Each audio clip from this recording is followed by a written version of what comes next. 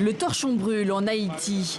Dimanche, des manifestations anti-gouvernementales ont éclaté à Port-au-Prince, au Gonaïves et au Cayes, et des axes routiers bloqués un peu partout sur le territoire.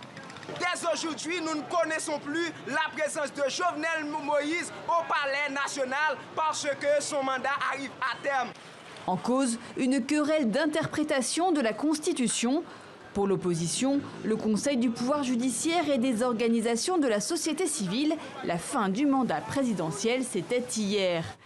Le président haïtien est élu pour 5 ans. En octobre 2015, Jovenel Moïse remporte l'élection au premier tour. Son mandat est censé s'achever ce dimanche 7 février 2021.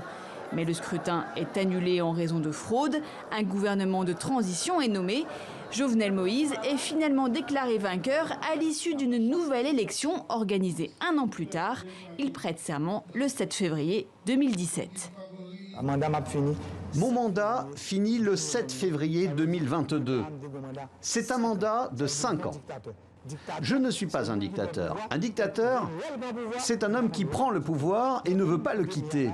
Il me reste 364 jours avant la fin de mon mandat. Un peu plus tôt dans la journée, sur le tarmac de l'aéroport de Port-au-Prince, le président Jovenel Moïse annonce avoir été victime d'un projet de coup d'État et d'une tentative d'assassinat. 23 personnes sont arrêtées, parmi elles une inspectrice générale de la police nationale et un juge de la Cour de cassation, potentiel futur président de transition. Dans la nuit, c'est un autre juge de la plus haute instance judiciaire, son doyen, qui annonce sa propre désignation à ce poste.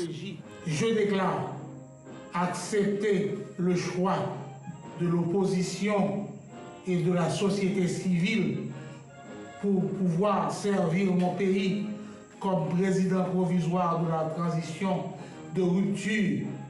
L'incertitude grandit donc. Depuis 1 an, Haïti ne dispose plus de parlement. Jovenel Moïse gouverne uniquement par décret. Le président, empêtré dans le scandale Petro-Caribé de corruption et de dilapidation de fonds publics, fait face à une défiance croissante dans le pays.